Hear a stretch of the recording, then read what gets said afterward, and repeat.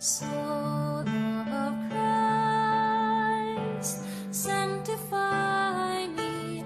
Body of Christ, save me. Water from the side of Christ, wash.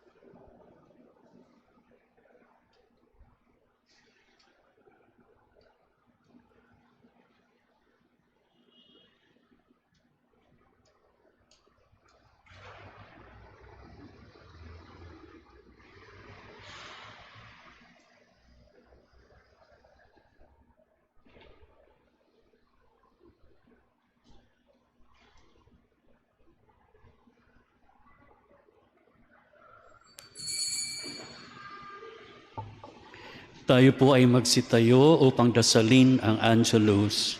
Sa ngalan ng Ama, ng Anak at ng Espiritu Santo. Amen. Ang anghel ng Panginoon ay nagbalita kay Santa Maria. At siya'y naglihilalang ng Espiritu Santo. Aba, Ginoong Maria, napupuno ka ng grasya, ang Panginoong Diyos ay sumasa iyo. Bukod kang pinagpala sa babaing lahat, at pinagpala naman ang iyong anak na si Jesus. Santa Maria, Ina ng Diyos, ipanalangin mo kaming makasalanan, ngayon at kung kami ay mamamatay. Amen. Narito ang alipin ng Panginoon. Maganap nawa sa akin ayon sa wika mo.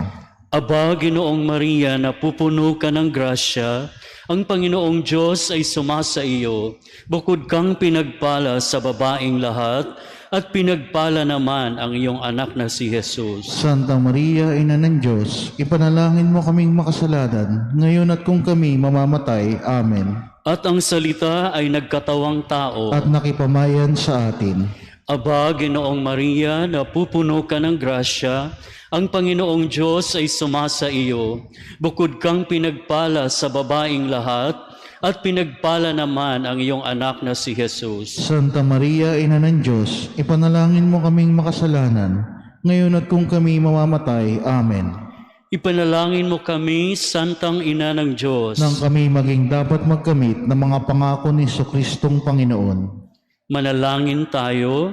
Panginoong aming Diyos, kasihan mo nawa ang aming mga kaluluwa ng iyong mahal na grasya, At yayamang dahilan sa pamamagitan ng anghel ay nakilala namin ang pagkakatawang tao ni Jesukristong anak mo, pakundangan sa mahal na sakit at pagkamatay niya sa krus.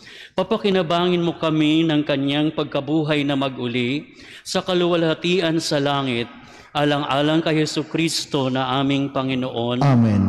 Luwalhati sa Ama, sa Anak at sa Espiritu Santo. Kaparo nung unang-una, ngayon at magpakailanman at magpasawalang hanggan. Amen. Sa ngalan ng Ama, ng Anak at ng Espiritu Santo. Amen. Magandang tanghali po. Tayo po ay nasa ikalawang linggo ng Kwaresma. Ang ating punong tagapagdiwang ay si Reverend Father Danichi Wee.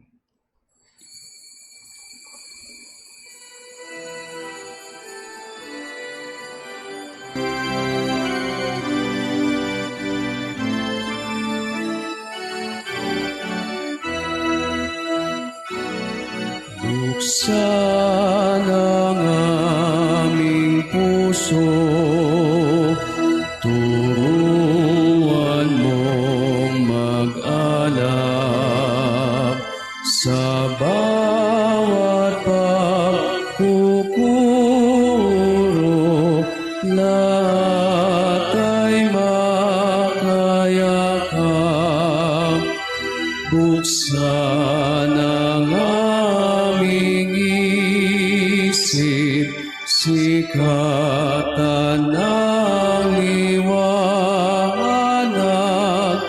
ng kusang matang tinig, tungling mabanag.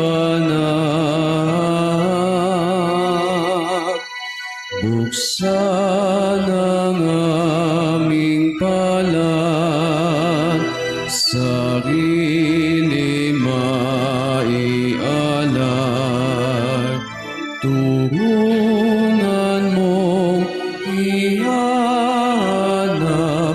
kami ng bagong malay. Buksan ang aming isip, sikatan ng liwanag ng kusang matang tinig, tungkuling mabanag. Buksan ang aming palad, sarili maialay. Tulungan mong ihanap kami ng bagong malay.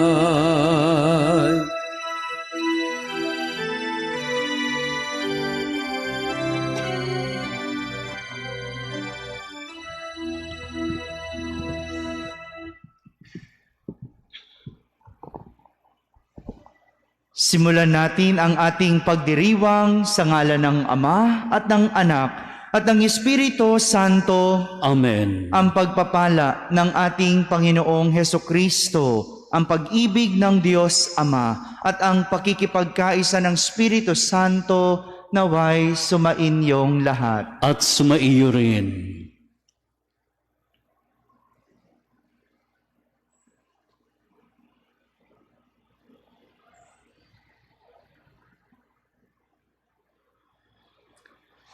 Minamahal ko mga kapatid, aminin natin ang ating mga kasalanan upang tayo'y maging marapat gumanap sa banal na pagdiriwang.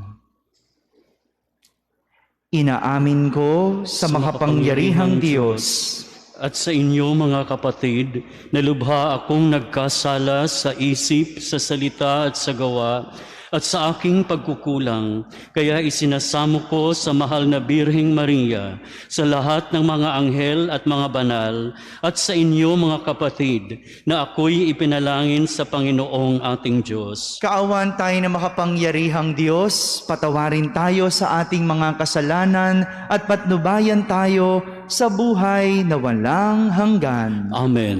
Panginoon, kaawaan mo kami. Panginoon, kaawaan mo kami. Kristo, kaawaan mo kami. Kristo, kaawaan mo kami. Panginoon, kaawaan mo kami. Panginoon, kaawaan mo kami. Manalangin tayo. Ama naming makapangyarihan, iniutos mong pakinggan namin ang minamahal mong anak na iyong kinalulugdan. Kami naway makapakinabang sa iyong salita upang sa pagdalisay nito sa aming kalooban, kami ay lumigaya sa pagkakita sa iyong liwanag. Sa pamamagitan ni Jesucristo, kasama ng Espiritu Santo, magpa sa walang hanggan. Amen. Magsiupo ang lahat.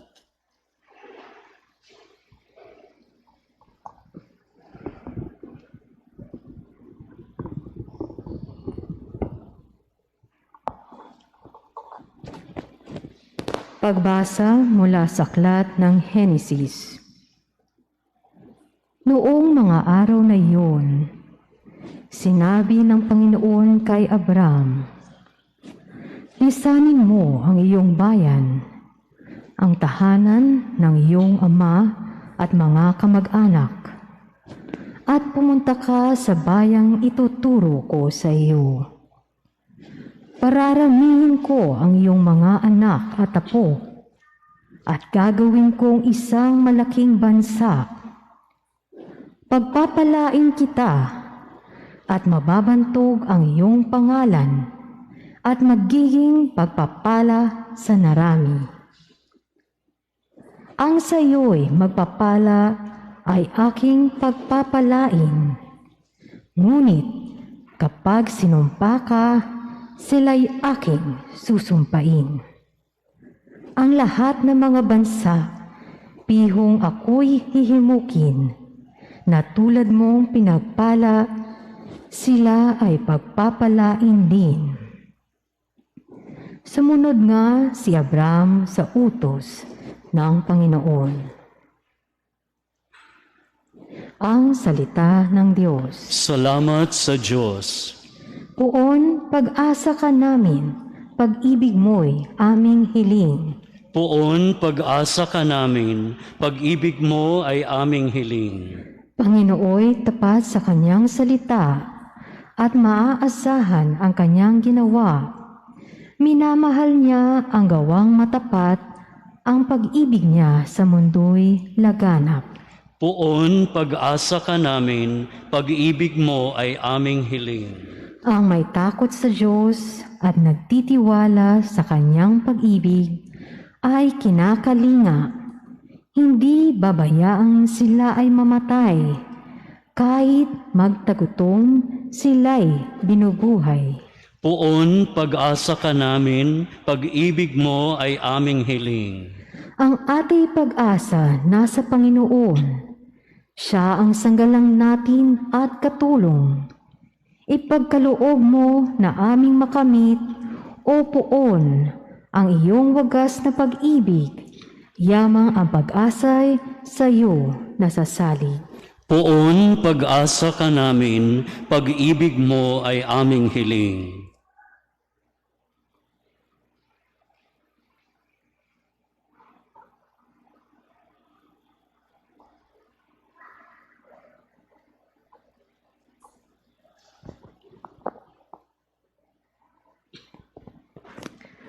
Pagbasa mula sa ikalawang sulat ni Apostol San Pablo kay Timoteo. Pinakamamahal kong kapatid, makihati ka sa kahirapan dahil sa mabuting balita. Sa tulong ng Diyos na nagligtas at tumawag sa atin upang tayo ay maging kanyang bayan. Ito ay ginawa niya sa pamamagitan ni Kristo Jesus. Hindi dahil sa ating mga gawa, kundi ayon sa kanyang layunin at kagandahang loob na inilaan sa atin bago pa magsimula ang panahon. Ngunit nahayag lamang ito nang dumating si Kristo Jesus na ating tagapagligtas. Nilupig niya ang kamatayan at inihayag ang buhay na walang hanggan sa pamamagitan ng mabuting balita. Ang salita ng Diyos. Salamat sa Diyos. Magsitayo na po ang lahat.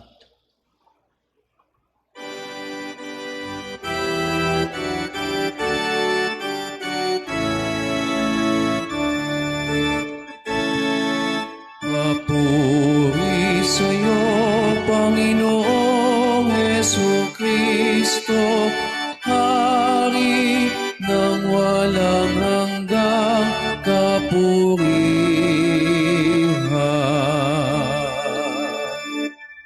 Sa ulap na maliwanag, ito ang siyang pahayag, ang Diyos Ama na nangusap.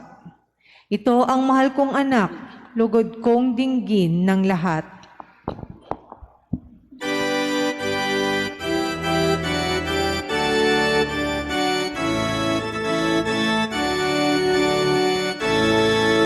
Papuri sa'yo, Panginoong Hesukristo, Hari ng walang hanggang kapurihan.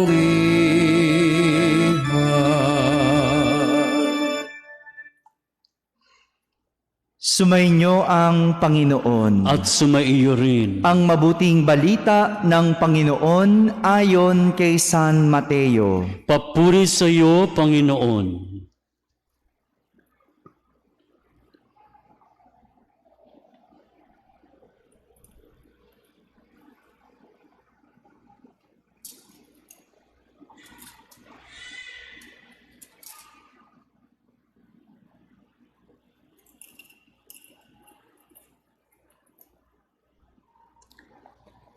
Noong panahong iyon, isinama ni Jesus si Pedro at ang magkapatid na Santiago at Juan, at sila'y umakyat sa isang mataas na bundok. Samantalang sila'y naroon, nakita nilang nagbagong anyo si Jesus. Nagliwanag na parang araw ang kanyang mukha at pumuting parang busilak ang kanyang damit. Nakita na lamang at sukat ng 3 alagad, sina Moises at Elias, na nakikipag-usap kay Jesus. Kaya't sinabi ni Pedro kay Jesus, Panginoon, mabuti pa'y dumito na tayo.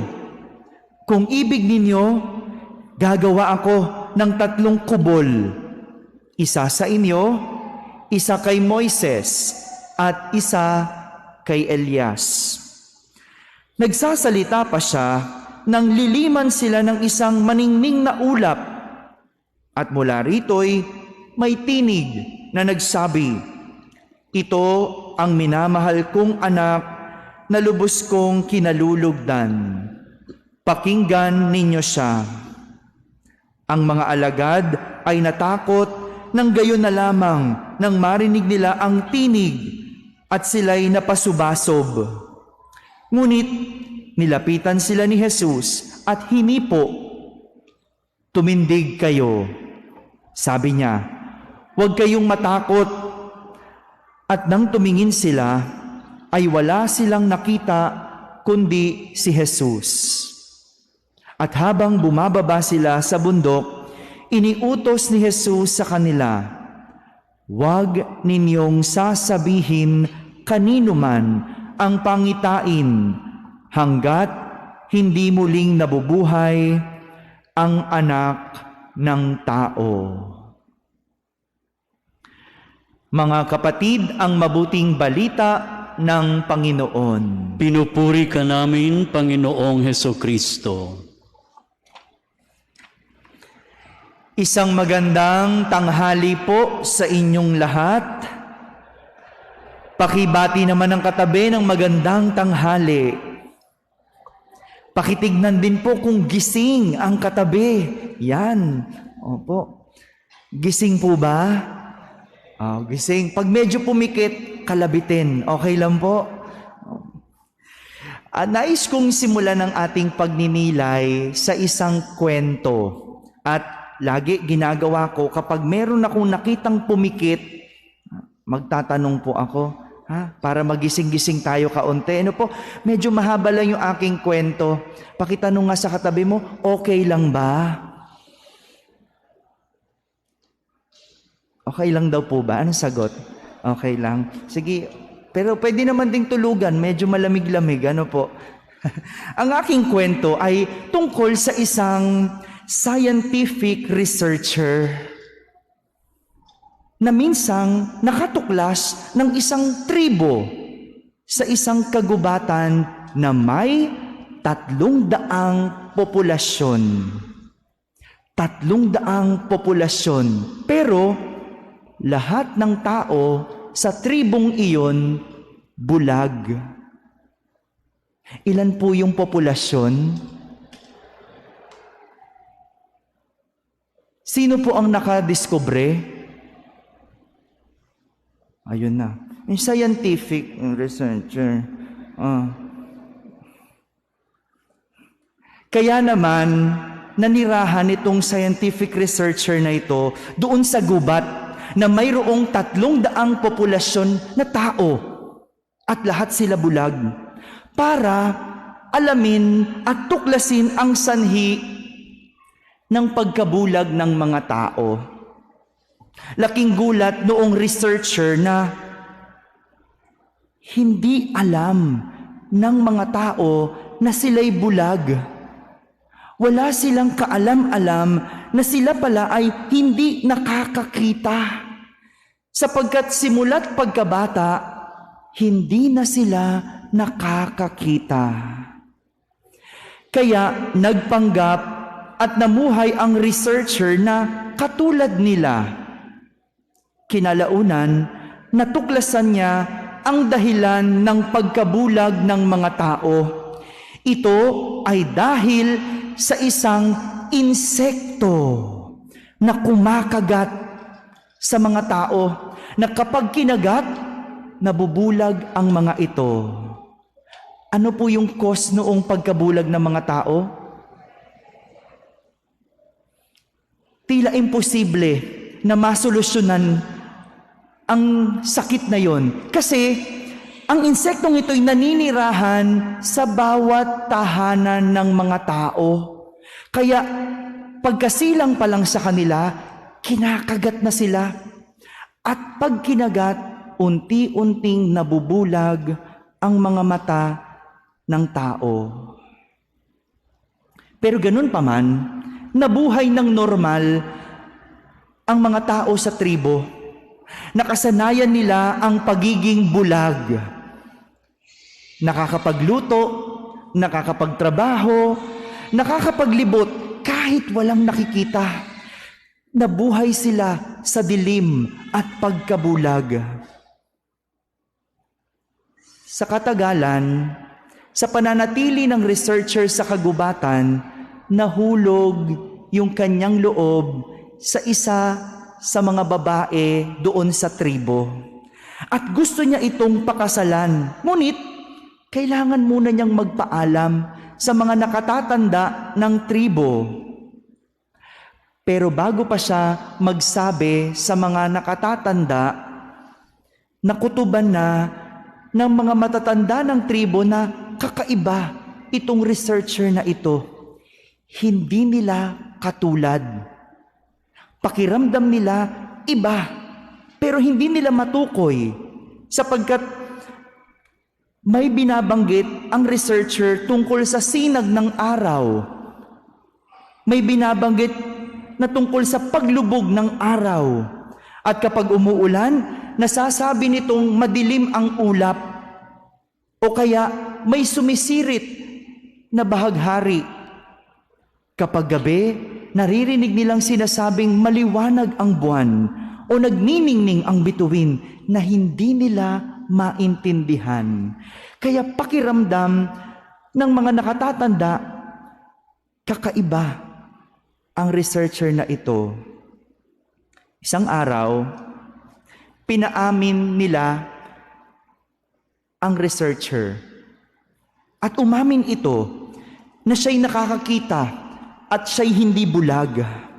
At gusto niyang tulungan ang mga tao sa tribo.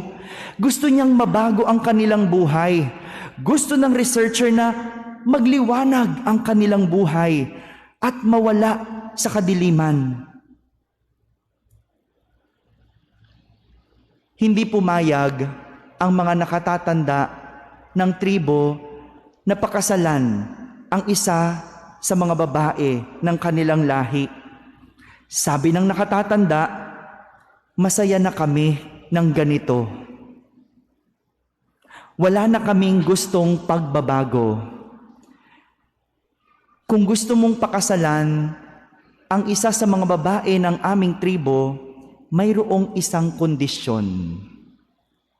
Ang kondisyon, magiging katulad ka namin at bubulagin mo ang iyong mata. Binigyan siya ng 12 oras para mag-isip at magdesisyon. Nung gabing yon, hindi nakatulog yung researcher. Pinakaisip-isip niya iyon at sinabi sa sarili, gusto ko silang tulungan na magbago ang kanilang buhay. Gusto kong magdala ng liwanag sa kanilang madilim na buhay, pero tila kontento na sila. Sa pag-iisip ng researcher, tinalikuran niya ang pagpapakasal at iniwan ang kagubatan. Mga kapatid, ilan sa atin ang kontento na sa nakagawian at ayaw nang magbago? Ilan sa atin ang nabubuhay sa nakasanayang paghihirap at pagdurusa at iniisip na wala ng pag-asa? Ilan sa atin ang nabubuhay sa dilim at ayaw kumawala dito? Kung isa ka sa mga yon, para sa inyo po ang mensahe ng ating pagdiriwang sa araw na ito. At para naman sa lahat, ito po ay imbitasyon sa isang buhay na may pagbabago. Sabihin niyo nga po, pagbabago. Sa unang pagbasa, ang Panginoon ay inutusan si Abram na iwan ang lugar ng kanyang lahi. Iwan yung lugar kung saan nandun ng kanyang pamilya at lahi. Iwan ang kinalakhang lugar at pumunta sa lugar na ipapakita sa kanya ng Panginoon.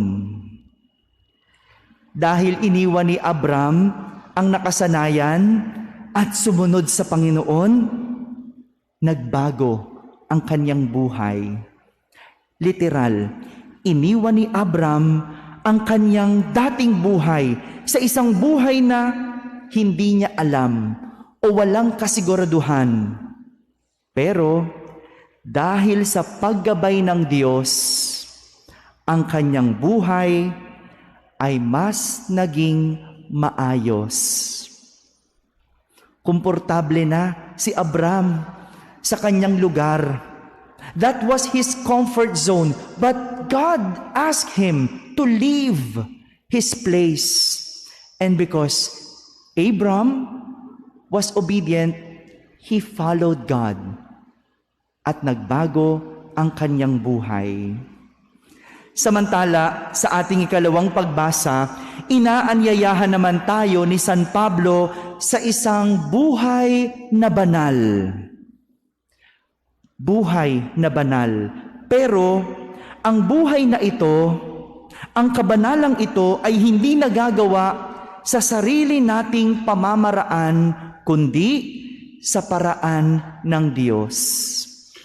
Inaanyayahan tayong mamuhay sa buhay ng kabanalan, pero hindi natin magagawa ito kung hindi sa pamamaraan ng Diyos.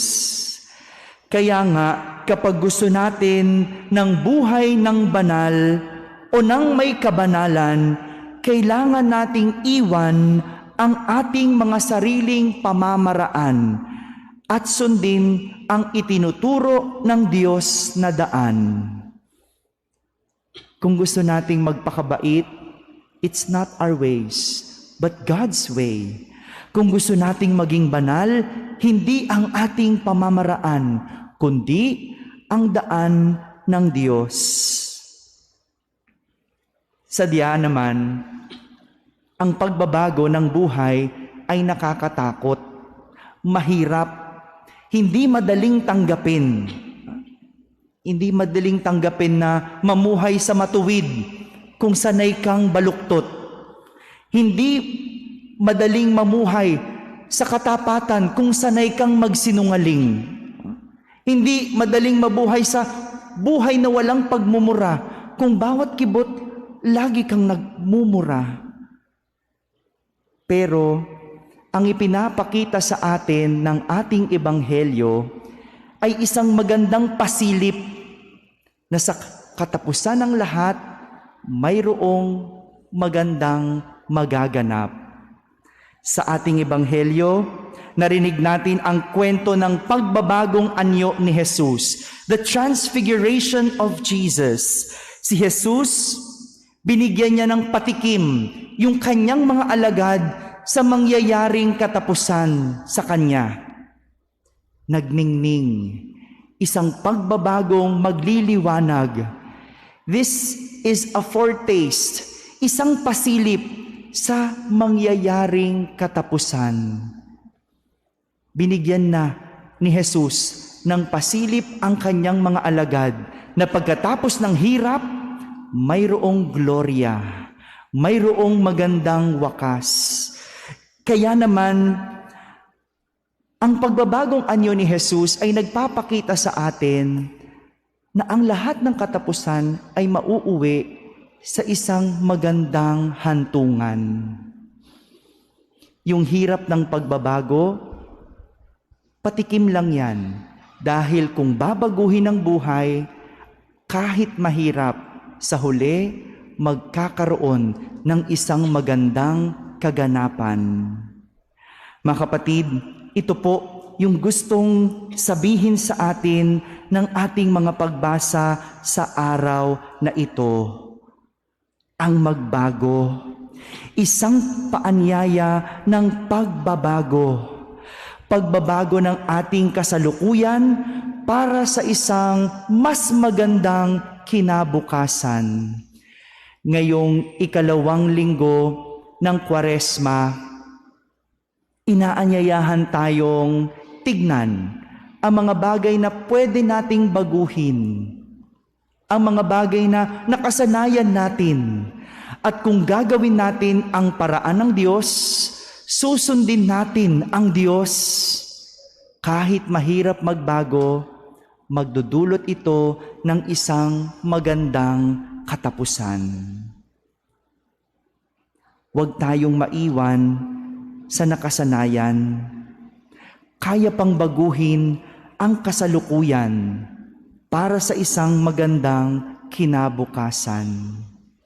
Kung sanay kang magmura, baguhin mo kahit mahirap dahil matututo kang magsalita ng maganda. Kung sanay kang manloko, nabubuhay sa panloloko, baguhin mo. Kahit mahirap, sa huli, bibigyan ka ng kaluwagan. Ito yung panyaya sa atin. Tingnan, ano ba yung mga masamang aking nakasanayan at baguhin para magkaroon ng isang mas magandang kinabukasan. Mga kapatid, pagnilayan, tignan, anong pwedeng baguhin sa kasalukuyan para magkaroon ng mas magandang kinabukasan. Amen? Amen.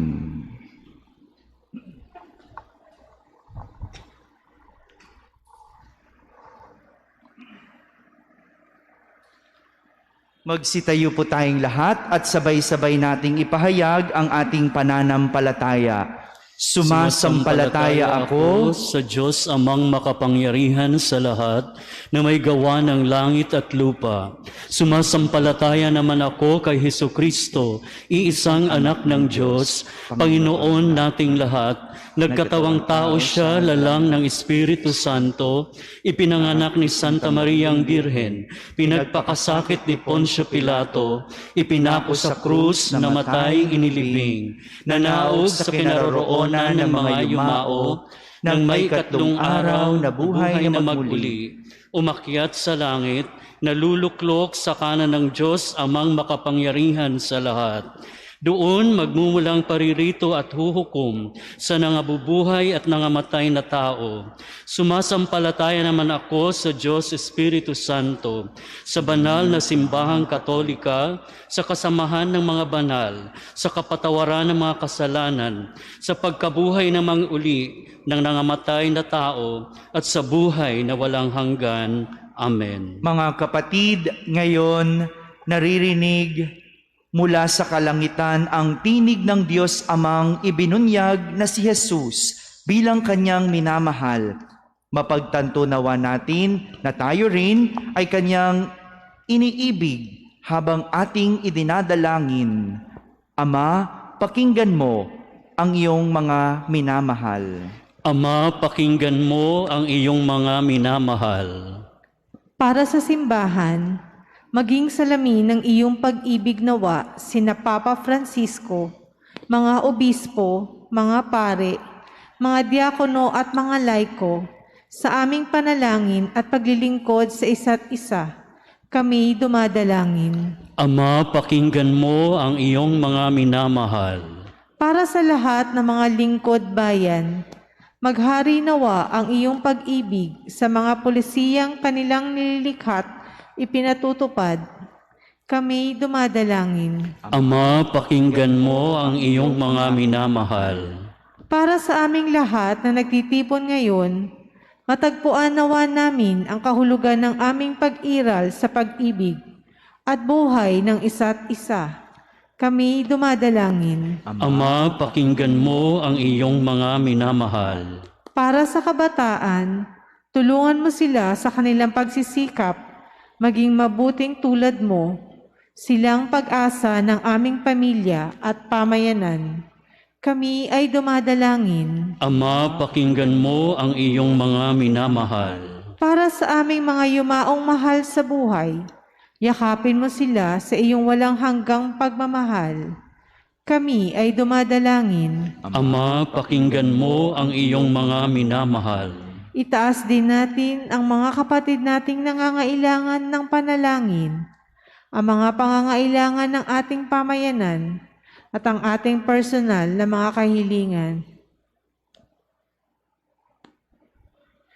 Kami ay dumadalangin. Ama, pakinggan mo ang iyong mga minamahal. Pakinggan mo ang iyong mga minamahal, Ama, ilapit mo pa kaming lalo sa iyong puso upang kami rin matutong umibig katulad ng iyong pag-ibig sa amin sa pamamagitan ni Hesukristo na aming Panginoon. Amen.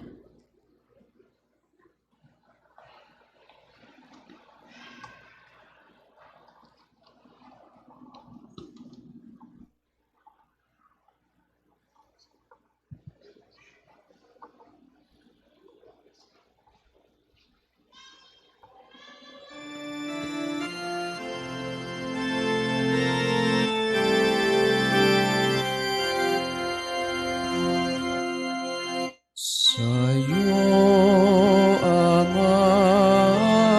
aming handog, ang tinapay at alak na ito, handog ng iyong bayang sumasamo,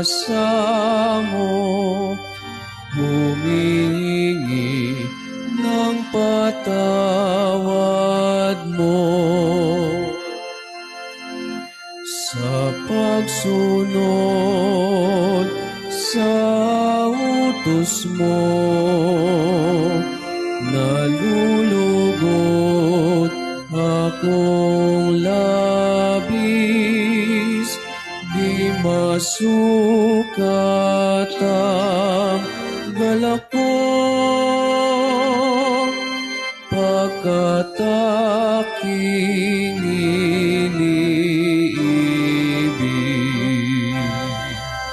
Sa'yo, Ama, aming handog ang tinapay at alak na itong handog ng iyong bayang sumasamot,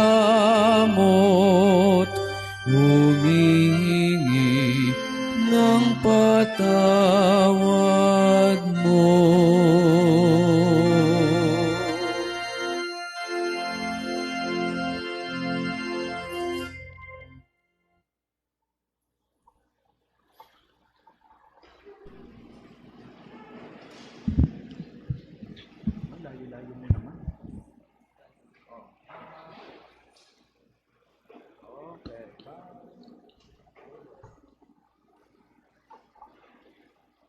Manalangin kayo mga kapatid upang ang paghahain natin ay kalugdan ng Diyos amang makapangyarihan. Tanggapin nawa ng Panginoon itong paghahain sa iyong mga kamay, sa kapurihan niya at karangalan, sa ating kapakinabangan at sa buong sambayanan niyang banal. Ama naming lumikha, ang paghahaing ito ay magdulot nawa ng kapatawaran ng aming mga kasalanan at magpabanal sa aming buong katauhan para sa pagdiriwang ng Pasko ng pagkabuhay.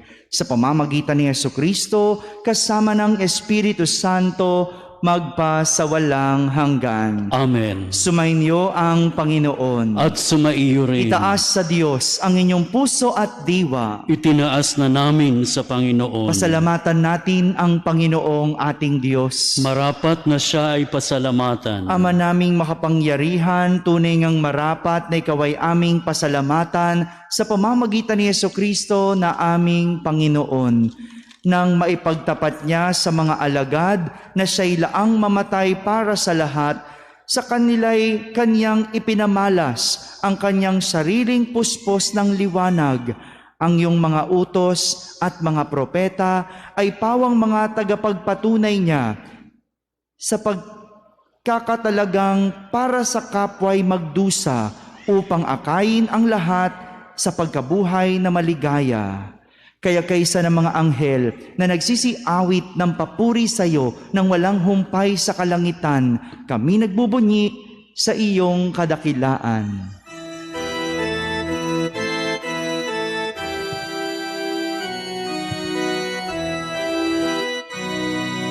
Santo, Santo, Santo, Panginoong Diyos ng mga upo,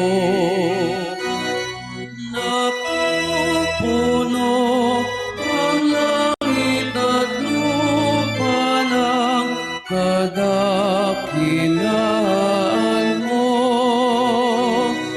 Hosana sa kaitaasan,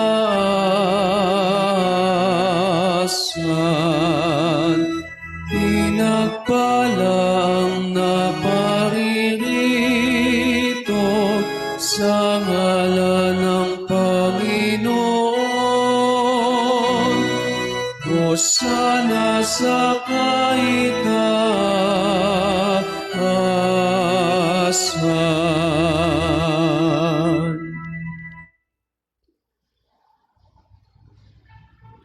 Ama naming banal, ikaw ang bukal ng tanang kabanalan. Kaya't sa pamagitan ng iyong Espiritu ay gawin mong banal ang mga kaloob na ito upang para sa amin ay maging katawan at dugo ng aming Panginoong Hesukristo. Bago niya pinagtiis ang kusang loob na maging handog, hinawakan niyang tinapay, pinasalamatan kanya, pinaghati-hati niya iyon, iniyabot sa kanyang mga alagad at sinabi, "Tanggapin ninyong lahat ito at kanin. Ito ang aking katawan na inihahandog para sa inyo."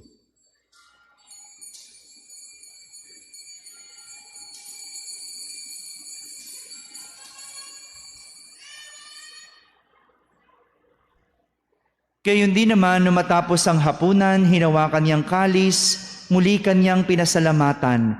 Iniabot niyang kalis sa kanyang mga alagad at sinabi, "Tanggapin ninyong lahat ito at inumin. Ito ang kalis ng aking dugo, ng bago at walang hanggang tipan. Ang aking dugo na ibubuhos para sa inyo at para sa lahat sa ikapagpapatawad ng mga kasalanan. Gawin ninyo ito sa pag-alaala sa akin."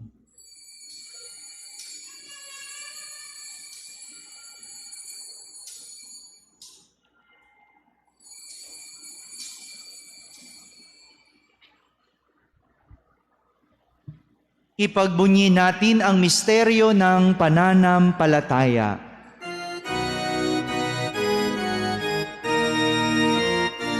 Sa krus mo at pagkabuhay, kami natubos mong tunay. Pong Jesus, naming mahal, iligtas mo kaming tanan. Pong Jesus, naming mahal, ngayon at magpakailanman. Ama, ginagawa namin ngayon ang pag-alaala sa pagkamatay at muling pagkabuhay ng iyong anak. Kaya't inaalay namin sa iyo ang tinapay na nagbibigay buhay at ang kalis na nagkakaloob ng kaligtasan. Kami nagpapasalamat dahil kami iyong minarapat na tumayo sa harap mo para maglingkod sa iyo. Isinasamo namin kaming magsasalo-salo sa katawan at dugo ni Kristo ay mabuklod sa pagkakaisa sa pamamagitan ng Espiritu Santo.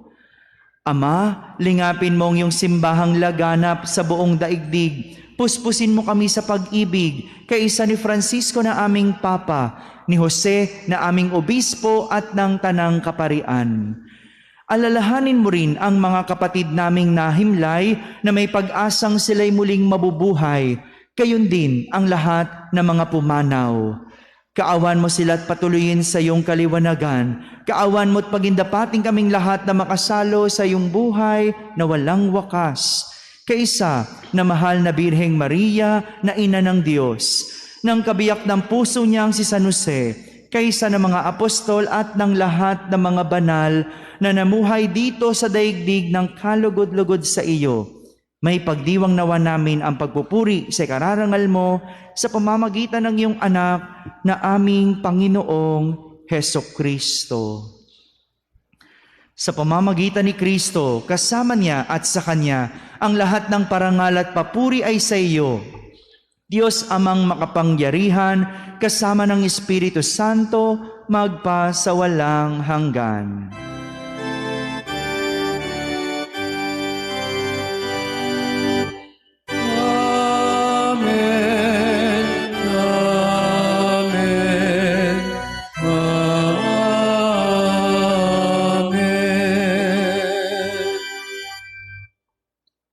Sa tagubilin ng mga nakahagaling na utos at turo ni Jesus na Panginoon natin at Diyos, ipahayag natin ng lakas loob.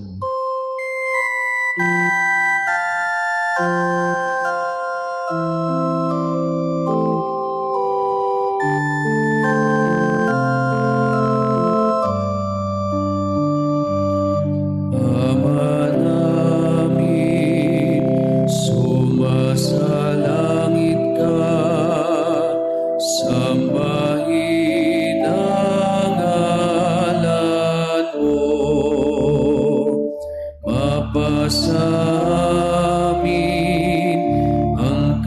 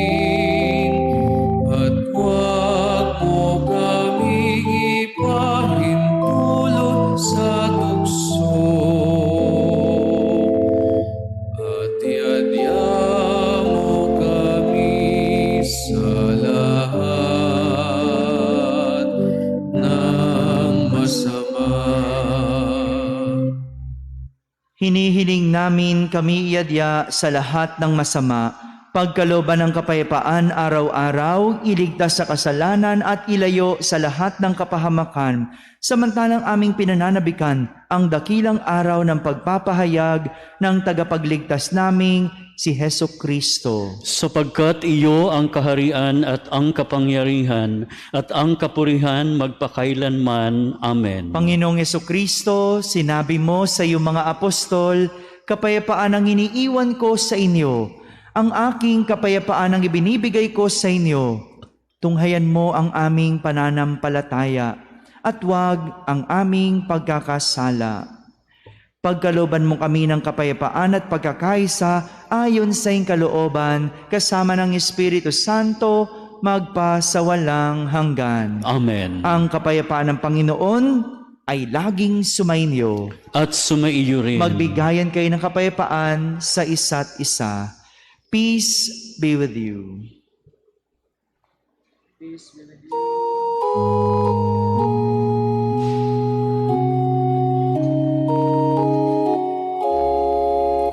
Kordero ng Diyos na nag-aalis ng mga kasalanan ng sanlibutan, maawa ka sa amin. Kordero ng Diyos na nag-aalis ng mga kasalanan ng sanlibutan, maawa ka sa amin. Kordero ng Diyos na nag-aalis ng mga kasalanan ng sanlibutan, ipagkaloob mo sa amin ang kapayapaan. Magsiluhod po. Ito ang kordero ng Diyos. Itong nag-aalis ng mga kasalanan ng sanlibutan. Mapalad ang mga inaaniyahan sa kanyang piging. Panginoon, hindi ako karapat-dapat na magpatuloy sa iyo, ngunit sa isang salita mo lamang ay gagaling na ako. Ang katawan ni Kristo, Amen.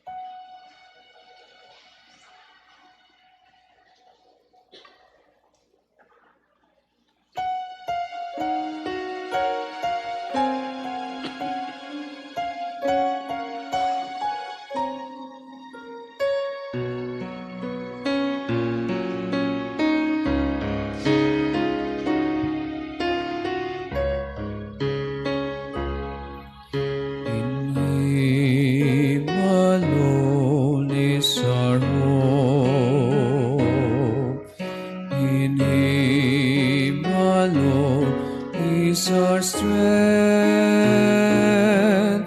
In Him alone are we justified. In Him alone are we saved. What have we to offer that does not fade?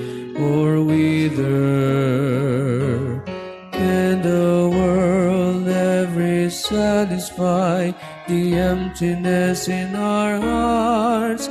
In vain we deny. In Him alone is our hope. In Him alone is our strength. In Him alone are we justified. In Him alone are we saved. When will you cease running in search of illumining? Let His love fill the hunger in your soul till it overflows with joy you yearn to know. In Him alone is our hope. In Him alone is our strength. In Him alone are we justified. In Him alone are we saved. What have we to offer that does not fade or wither? Can the world ever satisfy the emptiness in our hearts? In vain we deny. In Him alone is our hope. In Him alone is our strength.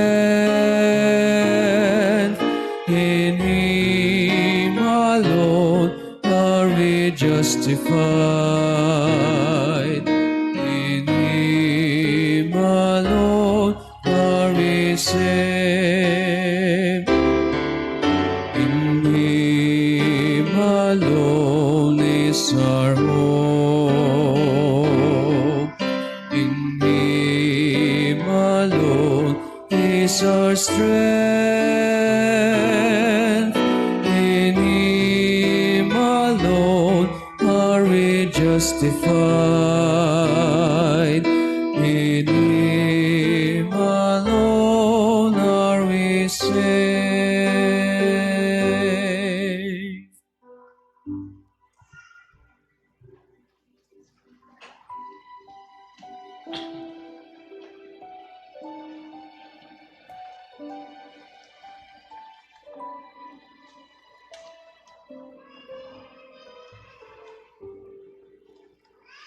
Pagsitayo po ang lahat.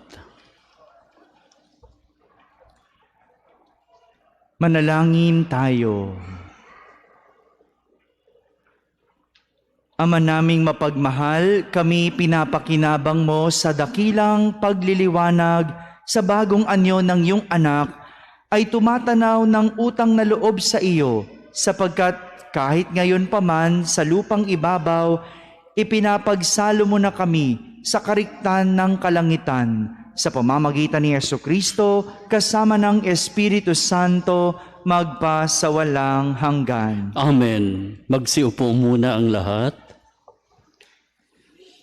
Magkakaroon po tayo ngayon ng ating ikalawang linggong Alay Kapwa Collection para sa Damayan Program ng Caritas Manila. Ang lahat ay malugod na inaanyayahan sa mga sumusunod na gawain sa ating parokya.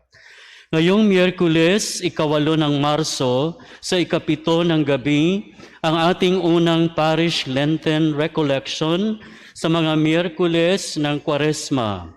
Ito ay pamumunuan ni Reverendo Padre Xavier Paul Jacome.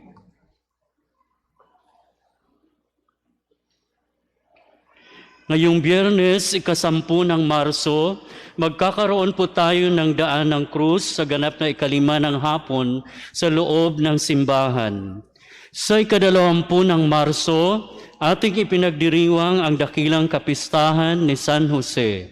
Alinsunod dito, magkakaroon po tayo ng pagdarasal ng nobenaryo kay San Jose mula sa 11 hanggang 19 ng Marso sa alas 11:30 ng umaga at alas 5 ng hapon.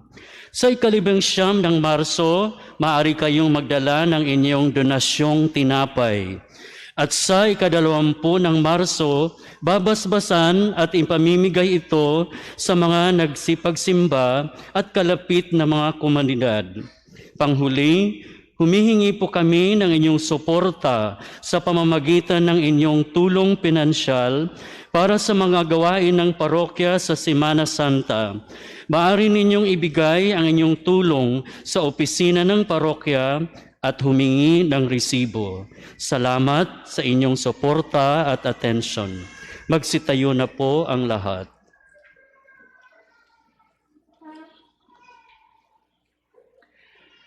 Sumainyo ang Panginoon. At sumaiyo rin. Iyuko po ang inyong ulo para sa pagbabasbas.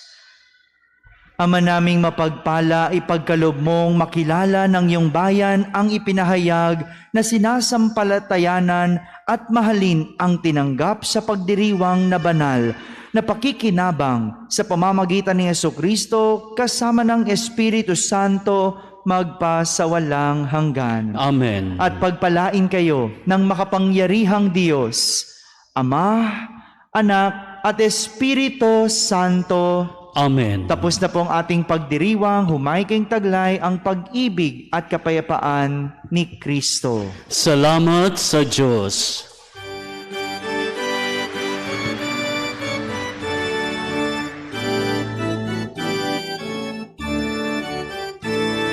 Walang sino man ang nabubuhay para sa sarili lamang.